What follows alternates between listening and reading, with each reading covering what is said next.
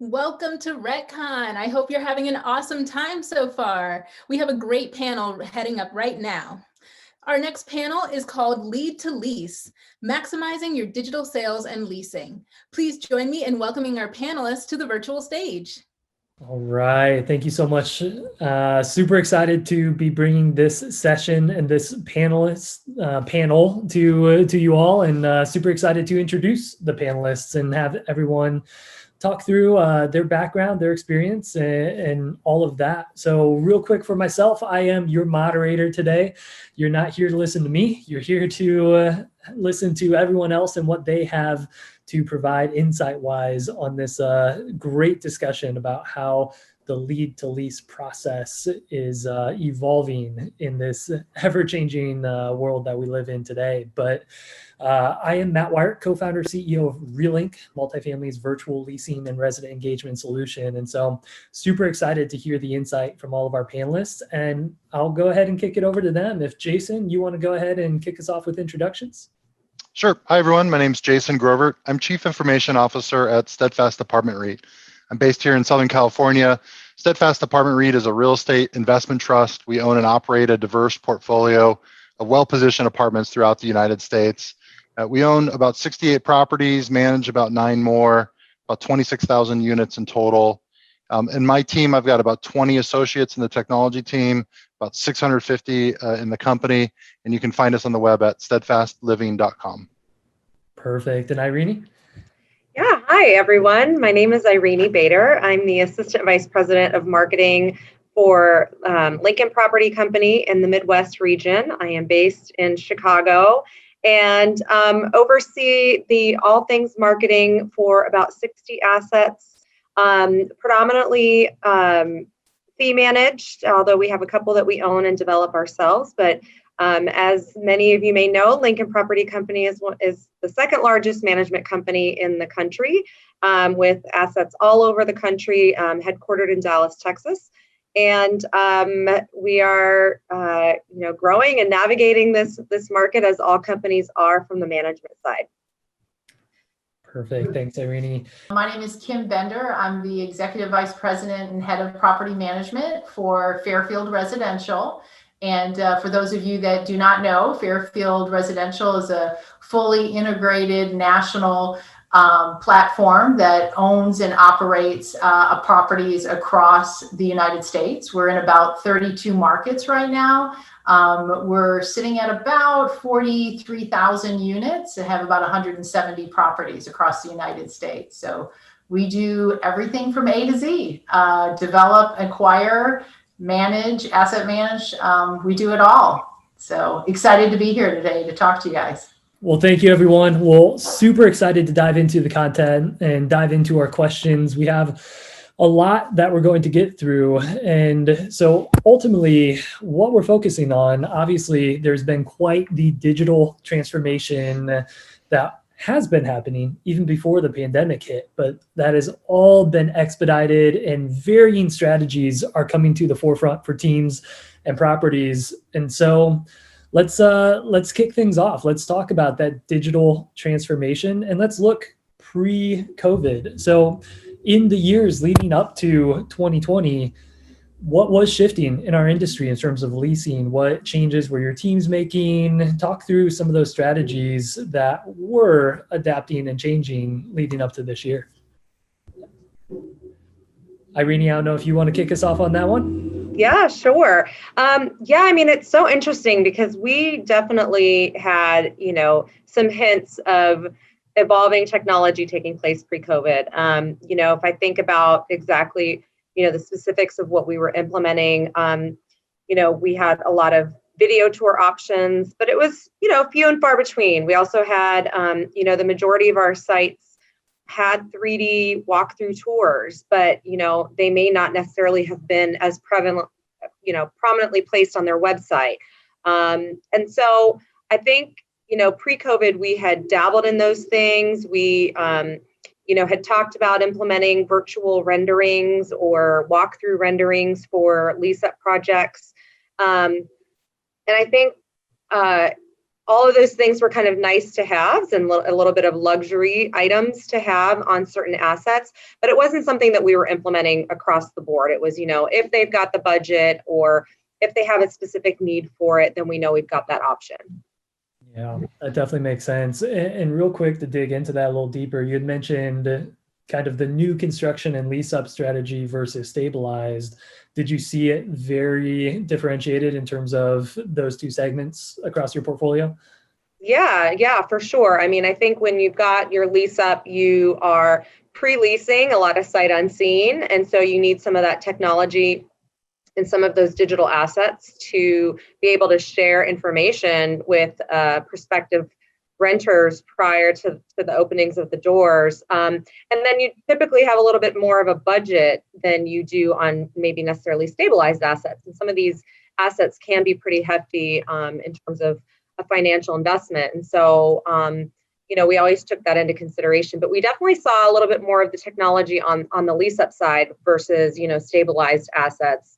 And then, the demographic also kind of played a role in that too. So some of our urban sites had a little bit more of some of those digital assets in place versus maybe suburban or other markets.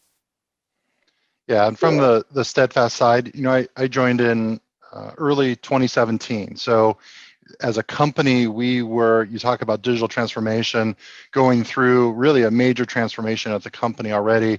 I know the question is pre-2020. So some of the things that we were working on, or actually a lot of these were completed by 2020. We had put in a brand new analytics platform, and really we were already a data-driven company, but this really made the entire organization data-driven, down to every single associate, seeing their view of what they're responsible for, us all working from the same metrics, refreshed automatically daily. And then dashboards that go all the way up to the executive level to see every part of the business, how we're operating and performing. The second major transformation was deploying a new CRM system, right? So sales and marketing, front office, from lead to lease, but also through move-in, service requests, and move out. And that really helped standardize a lot of our processes. We did a lot of process work in not only understanding our current processes, but optimizing them. We had grown extremely quickly. So a lot of the processes we were using at the time, we needed to redesign to make better use of our scale and our size and add some more tools to the mix to alleviate doing things manually. And then leading up to 2020, the third and kind of final major initiative was redoing our whole digital website and how we engage with our prospects, our residents, and the decision we made mid-2019 to really own that whole experience. So we looked at a number of different platforms that provide websites. We decided we wanted to, from scratch, design our own, and we were about halfway through that process come 2020. That's great. Appreciate that, Jason. Yeah. From a mindset standpoint for Steadfast, some of the goal drivers behind those key initiatives for you guys, was it optimization, increased visibility? What were some of the key goals that you guys set out to achieve with those new implementations? Yeah, all of that, right? And from an optimization side, we knew we had to do better from a process side and efficiency side. But it was more than just coming up with large initiatives and going and do an initiative or two. We spent the time and effort in going down to 80 different processes across major areas, from accounting to operations to sales to facilities. And we engaged over 200 associates in not only understanding these processes, but owning these processes and optimizing these processes. It was also an opportunity from a culture standpoint to really embrace change. And so we luckily, had several years now of already accommodating change, facilitating change, deploying change, which I do think helped this year in a year of so much change and change that had to happen so rapidly. I felt like we were really primed to take this on. I will say from a leasing perspective, the path as far as available technology, it's been a little challenging because you don't really have a lot of systems out there that are kind of plug and play that work with your back of the house system, which in our case is Yardi. And a lot of those systems are really undeveloped and untested and sometimes extremely pricey for us to install. And so, as a owner operator, do you want to be the pioneer and do you want to be the one that is testing out this new product? And so we've tended to take a slower pace at rolling out things. So when you look at the leasing process for us, it hasn't really changed that much prior to COVID. It's been a little bit of a slow progression for us. Obviously 2020 happened. We all know what 2020 has been so far. And it was an overnight change. I remember for Realync in particular, March 12th. And that was the date. And things got crazy. We actually saw it was about, I believe, a 16,000% increase in the volume of live tours that were happening on the Realync platform from pre-March 12th to post-March 12th, which is pretty crazy. So talk us through what happened. What have your teams been doing in 2020? How have they adjusted to that change? I know, Jason, you were talking about that change management behavior at Steadfast already. Were your teams equipped? How did they deal with it? Talk us through 2020. Yeah, I mean, obviously, this is change that none of us planned for or put in our budgets that we were probably working on at the end of last year. But luckily, we had a lot of things already in place to make this easier for us, and luckily, some things that we were already testing to really support what we needed to do. So overall, we had already shifted to be a cloud-based organization, meaning we didn't have servers or systems in a data center or our corporate office. You could really be anywhere to hook into and use these systems, just needed an internet connection and the proper credentials. And I think real estate in general anyways, typically allows for something like that. With as diverse as our properties are location-wise, we've had to solve that problem before. But sometimes companies rely on their corporate office still. So luckily we were in a good spot there. Like you mentioned, things change in a matter of days. And one of the first things that we did was complete our rollout of Microsoft Teams across the organization. So we were previously on Skype. We had been testing Teams internally in a couple corporate departments for a couple months prior. And usually you like to have a little bit more runway to launch these things, but in a matter of days, we launched that company-wide as really a communications platform for not only presence information, but instant messaging, video communications, chats, and calls, and that was up and live.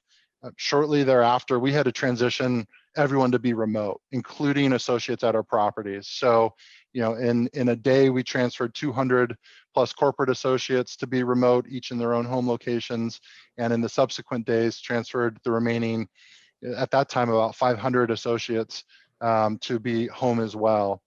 And that's big shift, big change from just the location, let alone I think really what the essence of the question is getting into, now process-wise or business-wise, what do we have to change? But Irini, what was your experience in having to shift to that? Probably not at the office or not at the property location. Yeah, I mean, yes, it was overnight, and it was I think surprising at how quickly we had to move. But I think, Jason, similar to you, we had a lot of tools in place, and we had iPads at every single one of our properties already. So from that perspective, that's a huge relief to know that we don't have to wait to order iPads and implement technology. We had Zoom in place for a lot of our corporate staff already. But that shift was immediate to A/B staffing, and I think the dynamic of having A/B staffing where half of your team is working remote and the other half is in place, and then going to only virtual leasing literally overnight, I think that was kind of where we put all of our focus in terms of what technology do we need to make this happen. And, Matt knows I was part of that 16,000% that he was talking about, where I called Matt and Ani at Realync and I said, you guys, we need your video touring option because we are closing our offices, shutting everything down, but we still need to function and operate and provide people the option to lease housing with us. And so from our perspective, it was an immediate shift to the video tours. Also just all of a sudden revamping our websites. So, luckily our websites were pretty robust to begin with, but making, the online scheduling option very prominent on the website. A lot of our sites, we've added the, AI chat feature, which again, was one of those kind of luxury nice to haves, but we were trying to do everything we could to continue efficiency for our teams and take off some of the kind of mundane tasks of scheduling an appointment or, showing someone where to lease online. All of those things could be automated. And so we tried to automate as much as possible to relieve our teams of some of those responsibilities, given that they were now, having to learn how to video tour and virtual lease and all of those things. Yeah, and Irini, we mentioned this earlier about that delineation pre-COVID between lease up ability to afford some of the new tech versus the stabilized teams. Did you see that change in COVID and just across the board? Yeah. Immediately. I mean, I think, it wasn't an option anymore. We had to have the ability to tour virtually and lease virtually. And I think that, from an expense side, I think people were kind of like, whatever you need to do, just do it, because this is, so critical to continuing our business operations that we can't afford not to do something. So yeah, cost was not the concern. I think, disruption to operations and the ability to continue functioning and, making good business decisions was more of the question mark. Yeah, there's so much unknown right at that time. Professional life aside, there's still this body trying to figure out what's going on, in the world, let alone all the way down to, your city and certainly yourself individually and family. So, what's interesting is this, while there's been this digital transformation over the years, these technologies have been out there and some have gone full force in. All of a sudden, people that maybe were questioning whether this is even possible, can we work in this distributed fashion? Can these things, do people really want these things? Any doubt got put aside because it had to work, right? So there was no kind of plan B with some of this stuff. And that's where I saw not only internally our associates step up, but our partners step up as well. And really as a cohesive collective industry, I think we really approach this with a mindset of, okay, how do we get through this and get through this together? There was a tremendous amount of sharing going on across our communities and different associations. I'm involved with, because we all had the same problem, we all had the same goals. And I think that as an industry was really neat to be a part of, not only on the sharing side, but the consuming and thinking about things different ways while we're all going through this. Yeah, and I mean, I think back to that week, I'm exhausted just remembering the week because it was just so much all at once. And I just remember having to coach and train our teams on how that we're going to be making this shift, right? It wasn't really a choice anymore. We're making this shift. And it was almost like I had to give them a pep talk of just like, you got this, we can do this together. We've got the tools for you. And it was just kind of this moment of like, we have no other choice. This is going to happen. Yeah. Absolutely. And that's the perfect segue into our next point as well, because when we look back at March, it was emergency response mode. And so now I don't even know, 2020 is a black hole of time and space, but we're 6, 7, however many months from then, and we've transitioned from that emergency response mode and really settled into these new processes, technologies, and even though it's still an ever-changing dynamic and world on a week-by-week basis, what are you guys seeing that is proving effective. How are your team settling in that lead to lease part of the funnel? What's changed? What's become kind of that new norm and expectation for leasing? I guess Kim would love to pass it off to you to kick us off on that one. I would say, the self-guided tours, the additional videos and content that we have put online have really helped. We've amped up our videos on social media, and our maps, our interactive maps, just, that really want to see that the customers really want to be self-service, right? They want to be able to have it all there. We're trying to get, individual photos for individual floor plans on the website too. But again, the biggest challenge, James, is usually your platform, right? Your technologies that you're using and how conducive they are to make these adjustments. And, we have some challenges there. And so we kind of have to work through that part of it, because you can dream really big, but then the reality of actually making it happen is a little bit different too as well. So, I think while we are outside of the emergency response environment, I think we are still in a very fluid environment, right? I mean, I think that, there's been ebbs and flows of waves of spikes of COVID. And so we've had to kind of make shifts in our schedules and be very adaptable. And so, the tools that we've had in place that just for us are not going to be going away and that we're going to be keeping in place is for sure, video touring options is at the top of the list. Again, online tour scheduling. And not only that, but, that kind of brings me to the website. Each individual property website has just come so far. We have the AI chatbots on every site. We have the option to schedule the tour, but also do everything from book your appointment all the way to lease your apartment online, do a 3D walkthrough tour and making that very prominent on the site. And I think that, one other thing that we maybe haven't quite 100% adopted quite yet, but I think will be adopted in the next couple of months here is self-guided tours. And I think that, the self-guided tour technology has come a very long way from where it was a year ago. Some out of necessity and some, their products were just out there already. But, those are things that from my perspective are here to stay and are very helpful right now for us.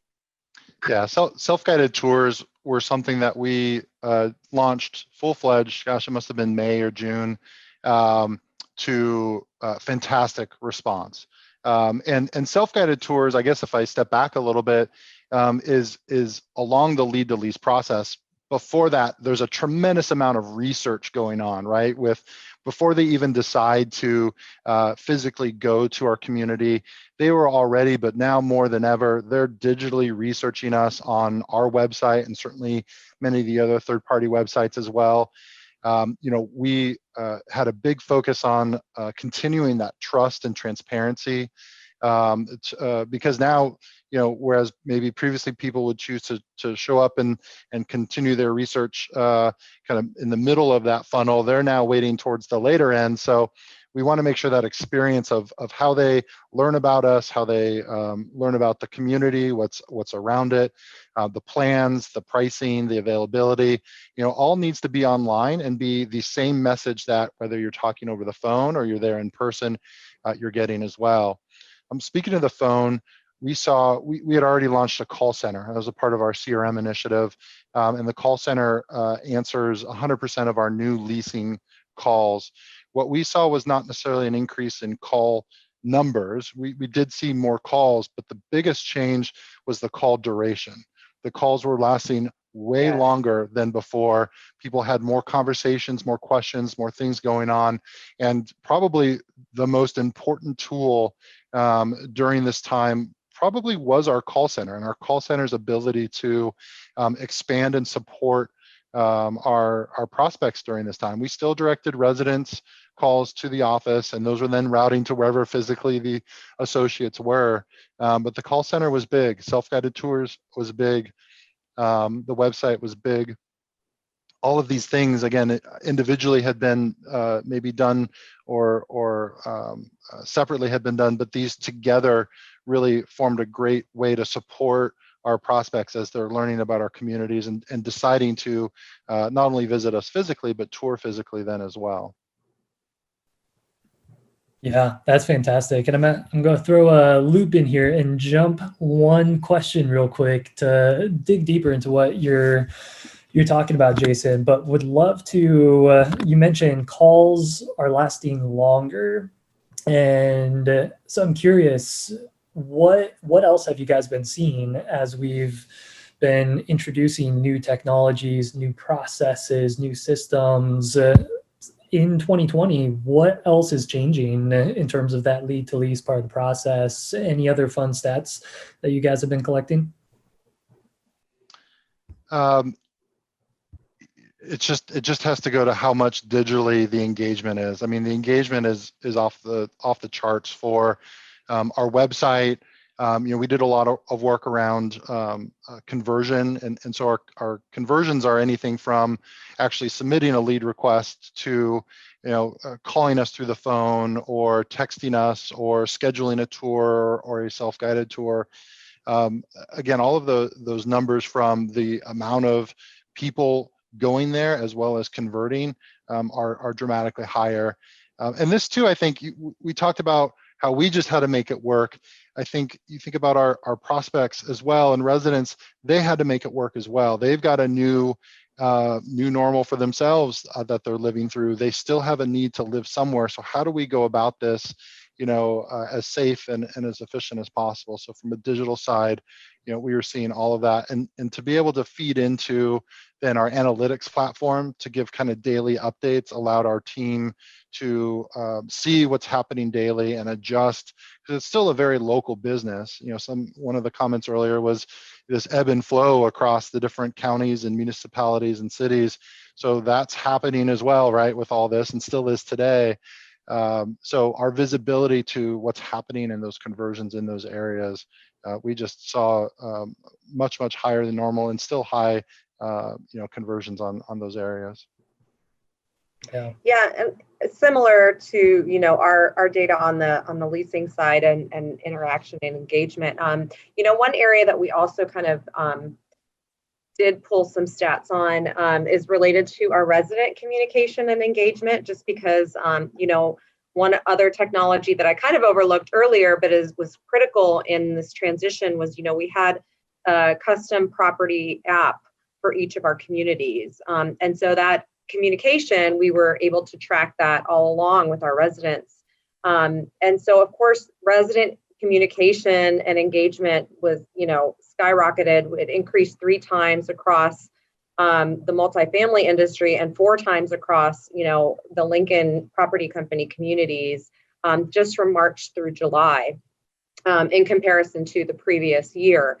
And so, most of that engagement and that communication and the app was related to, custom content that our teams were putting on the app. So information about COVID, amenity reservation systems, which obviously helped us, organize around restrictions around amenity usage, and then virtual event, engagement and reservations that they were making through the app. And so a lot of that just shot right up. In June and July, we saw the highest uptick in resident communication at about 9 times what we saw in the previous year. So just huge kind of numbers. And then, just from an apartment search standpoint, I think it was CoStar that put out, and then apartments.com that put out kind of a report in June about year-over-year results. And, astounding numbers where they said, 93% increase in 3D tours that people were looking at that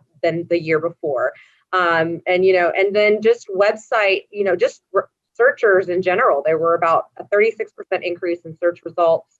And then a 50% increase in website clicks from, our listings to the various property websites. And so just that volume, I think more people were just so connected, on their phones and on their computers that we just saw such huge increases.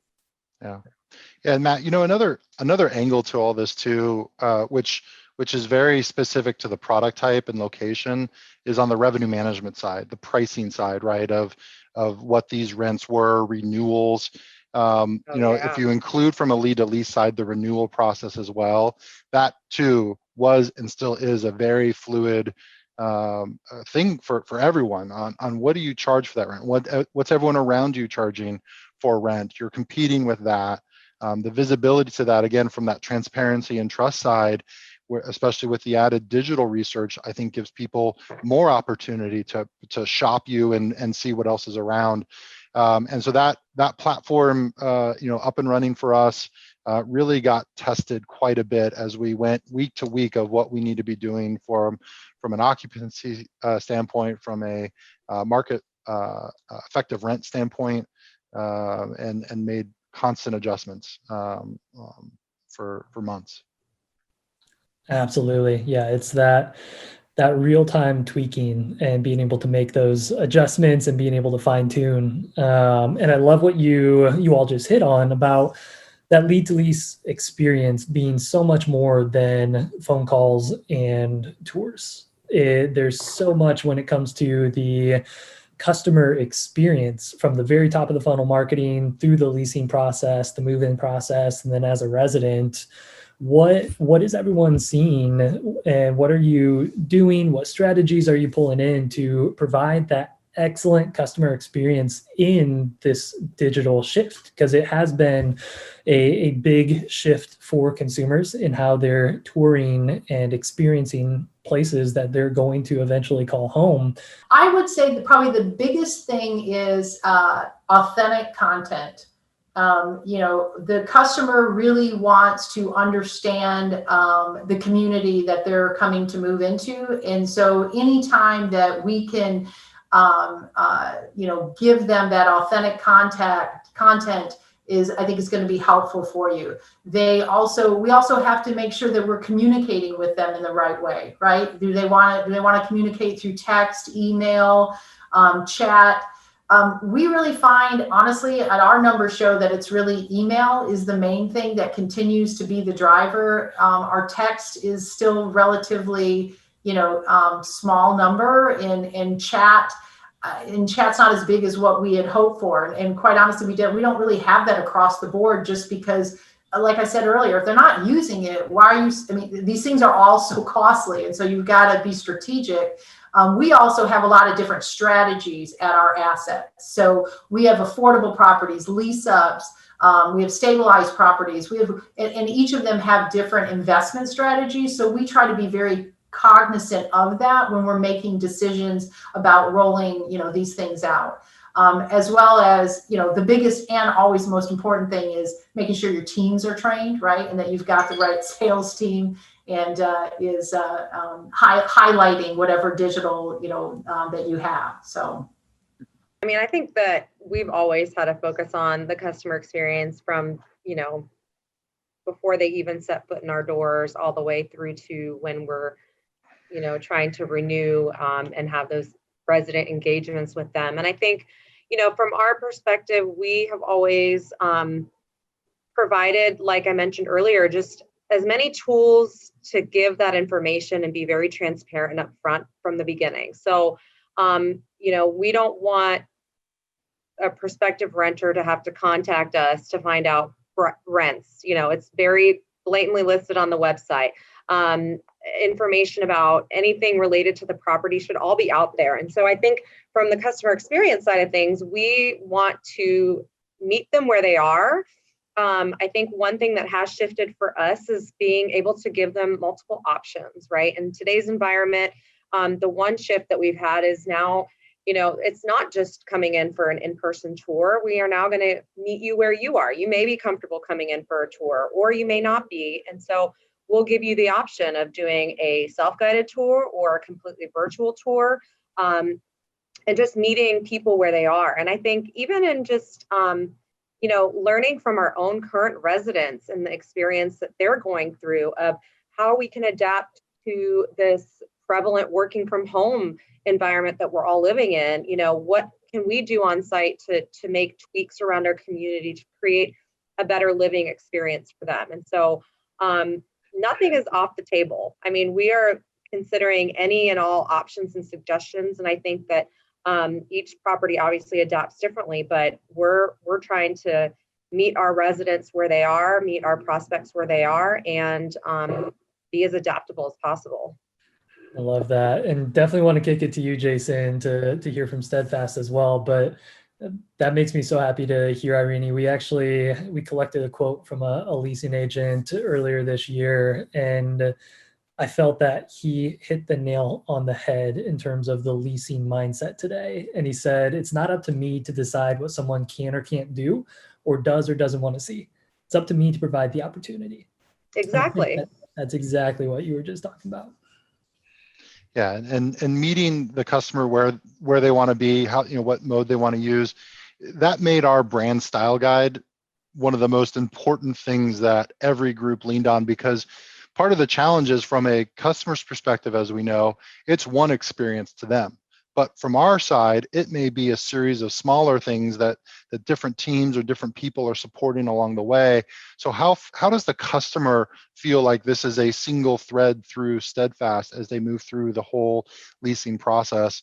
And luckily, with the work that we were already focused on with customer experience, but also the website work, we had a brand style guide refresh, and it's more than just logos and colors. It's tone, it's style, it's feeling, right? And some of the softer things that typically you don't think of when you talk about technology and tools, but all of these are in alignment with the people and the processes that are supporting, our prospects and our residents through this, so that they can feel, again, that trust and transparency of what we're able to provide across that entire experience.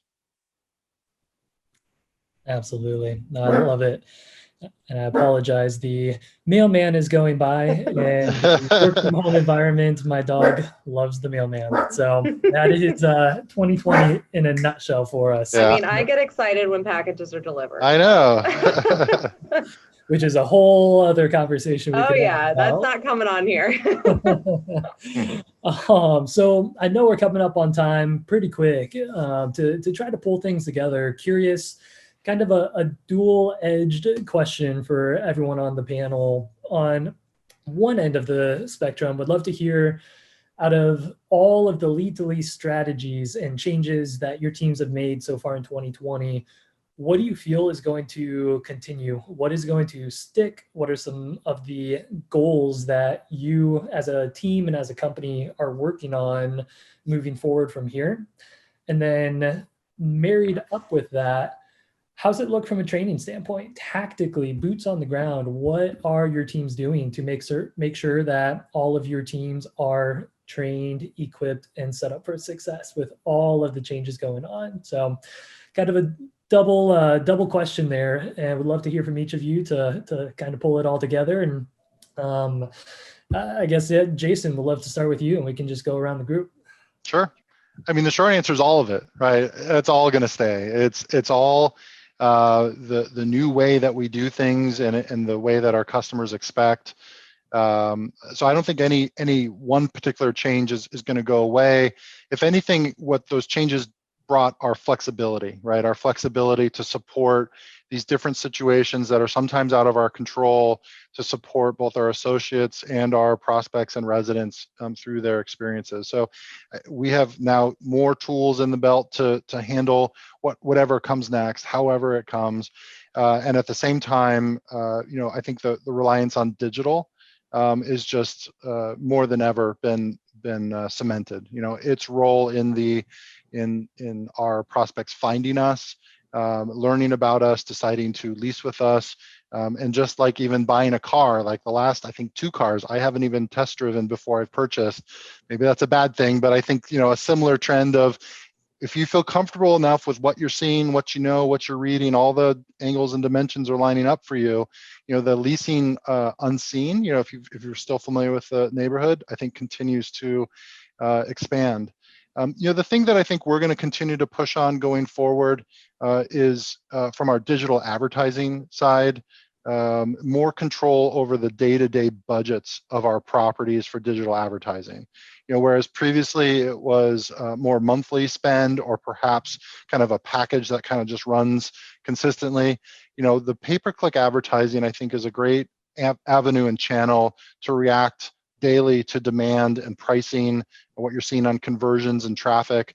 And so we're going to be doing things to further automate, what we bid and when and where on pay-per-click in the coming months. Yeah, no, that's well said, Jason. I am glad you said it, because that's, I feel the same way, where it's everything. I mean, nothing that we have implemented in the last 6 to 8 months do I see going away anytime soon. I think that it's the same with what Jason was saying, that it's basically just providing us tools in our toolbox to adapt and take it all on. And again, be flexible for the prospect, right? I mean, I think if we have learned anything, it's that being adaptable and flexible for the client and the customer, and also our residents, is not going to change. And I think, frankly, we've got a long way to go in terms of being able to offer even more flexibility with how we do things, how people lease, what their options are when they lease. And, I think that is a learning curve for our teams and for our industry in general. I mean, I think we've always been pretty linear in our thinking in terms of what we offer and how we offer it. And other industries have been a little bit more advanced in technology. But I think that, our teams, we are focusing at Lincoln on, training our teams how to adapt to this environment and how to take care of themselves so that they can also take care of our residents. And so we do continue that training, and, we've moved a lot of that over from in person, obviously, to more digital training. We had a lot of that in place already, but while maintaining engagement, because, virtual training over and over can be a little exhausting for people. And so, we're always thinking of ways to keep it fun, engaging, and, not mundane for them while they're still learning and being able to adapt. Yep, absolutely. That's super important. The Zoom fatigue is real in 2020. Yep. Sure. So we have a little bit of time left, and I was hoping we would. I just have to throw the question out there. What's next for multifamily leasing? Where does it go from here? Is there anything that you all feel could be next? It could be another iteration of how we have progressed. Any thoughts on the future of leasing, Irini? Yeah, I mean, I think self-guided tours are going to get better and better. I think that the technology and marrying, the software of self-guided tours with the actual hardware at the particular community, because I think that's kind of the missing gap, or the missing piece right now, is that a lot of the software is in place and you can do this, but then you don't have, the key fobs or the cameras or whatever you need to actually implement it on site. And so I think that's definitely going to continue to escalate in the future. And then I think AI, I don't think we are anywhere near where we could be with AI technology and being able to, offer that in all aspects of the leasing cycle. And so I think that will continue to advance, and, we're keeping our eyes open for, that to get refined and find the right tool for us as a company. I would say, well, without a doubt, I think self-guided tours are going to be here. Like, I don't think that's going to change. And I think the concept of even, the virtual touring and the leasing people doing more of this FaceTime experience, with the customer, I think that's always going to stay there. I really truly believe the leasing process, it was already changing. And I think that we have to make a change. Like the apartment industry, I hate to say it, but I've been in the apartment industry for 30 years and love this industry. It's just really slow to move and do things. And I'm excited to, be at a company where we kind of can push the envelope. But, we have to constantly look at how to redesign how we offer up the service to our customers. And I, so much of the leasing process now is done online. And so we should make adjustments to how we serve it up at the site. Does it mean that we're going to potentially have less staff? Maybe in some cases it could be, but I think the traditional model of a leasing person, we used to have bookkeepers and assistant managers and, your property managers. I'm not sure that that's really what it is going forward. I think going forward, you're always going to have a property manager, but everyone else that's there at that property is offering customer service. They're all service people, and they've got to want to do service, right? And because that's where you're going to really make the difference, is in that connection that you have with the person coming in, and that's why people are going to want to rent there. So you have to be able to evolve and make some changes with how that is set up, and that's really what we're trying to do. It's hard because I'm dealing with my comps who are still doing things traditionally. So trying to get those people that will embrace the fact that, look, we're customer service people, and that's the direction that we want to go. So I'm excited and hope it helps make our industry stronger, because if there's one thing we've learned in COVID, and we've all known, like I've been in this business for 30 years, and I love it because we provide housing for people, but holy cow, in light of COVID, we are providing not only housing, but people are living, working, schooling, vacationing in these homes, and we've got quite a job, and it's a privilege to do what we do. So we've got to try to do the best we can and deliver up what the customers are looking for at the end of the day. So. And to add on to the self-guided tours, we've mentioned that a couple times. For those who haven't implemented self-guided tours yet, I would want to share, we launched self-guided tours without key fobs, and it was more of a process change for us to coordinate someone's scheduling and receiving a kind of touring package and access to the particular units that they want. There's some constraints around then what time they can start and what time they have to end, things like that. But don't let not having the hardware equipment in place prevent you from self-guided tours. You should absolutely be looking at that today. I will add that I think exactly what you're saying, Irini, on the ways to make that even more fluid, the technology in place to not only do self-guided tours all the way through leasing, back to that earlier, of going through the whole leasing process unattended, similar to hotels, right? Where you can, in many hotels, reserve your room, get your key on your phone, you walk up, you're in. I think there'll be more and more people who are okay with that experience, not more than okay, prefer that experience. That we need to be able to support as well. Broader than that, and looking across just leasing and residents overall, I think there's a place for additional services that we can provide and support residents who live at our communities, more than referring to places that do the ones or two things, but really be the center of how our residents purchase and engage and receive those services. There's a lot of things to solve from a data privacy side, a billing side. You think about the App Store on your phone, similar to that's done relative to all the app providers out there. I think there's an opportunity for us to do that as well. People, I believe, want more than just the literal home that they're in. I think there's a set of surrounding things that they need to live there as well. And I think we are perfectly positioned to offer that. We just need to do some things at the industry level and then at the operator level to make that work. So working on that as well. Those are great points, Jason. I totally agree with everything that you said. Absolutely. Absolutely. Well, this is quite the panel, and these are the people to make all that happen. So really, really appreciate the great dialogue and discussion we were able to have around this. I know it was fast and furious, but great insight. Mad props and big congratulations to everyone for how you've handled this year. It's been a whirlwind. It's not over, but I feel like our industry has handled 2020 with such grace and has really led by example with a lot of things that we've done to handle the year, treat our residents and consumers well amidst everything. So thank you to everyone, and I'll go ahead and hand it off as well. Awesome. Thanks, Matt. And thank you to all of our wonderful panelists for sharing all of your insights with us. The audience is giving you a big virtual round of applause.